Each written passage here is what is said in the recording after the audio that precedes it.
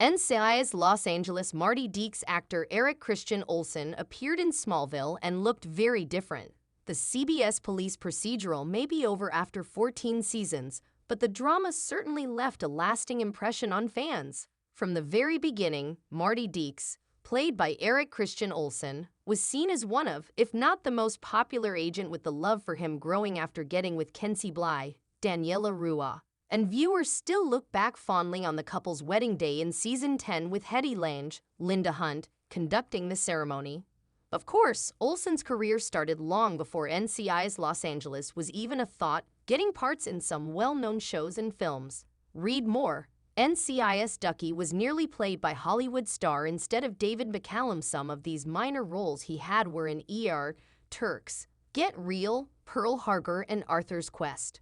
One of his most memorable parts was in the CW and Channel 4 series Smallville as the villain Harry Volk, also known as Harry Bolston, in Season 1's Hourglass. When Harry, who is a younger and clean-shaven Olsen, was younger, he was a talented pianist who was in line to be recommended for a scholarship, but his teachers shattered his dreams by choosing someone else, and as revenge, he murdered the teacher's son.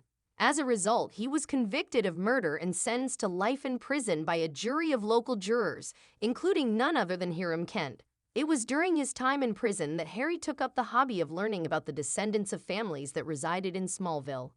He served 60 years behind bars, but now seen as a harmless old man, he was released and moved into a retirement home in Smallville under the new name of Harry Bolston, George Murdoch. Lana Lang, Kristen Crook, volunteers there and was taking Harry, who was now in a wheelchair, around the grounds and by a koi pond when he asked her to leave him there so she could get his scarf. He tried to sneak a cigarette but dropped his lighter, and when he tried to bend to get it, he and the wheelchair fell into the pond. Rather than be electrocuted, Harry was rejuvenated thanks to the radioactive meteorites in the pond, which somehow reversed the aging process, with Harry returning to his younger self. It was at this moment that Harry decided to exact vengeance on those who sentenced him to prison by killing their children.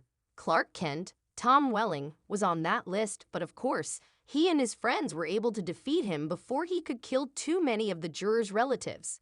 Harry was knocked unconscious and died as he returned to his elderly state.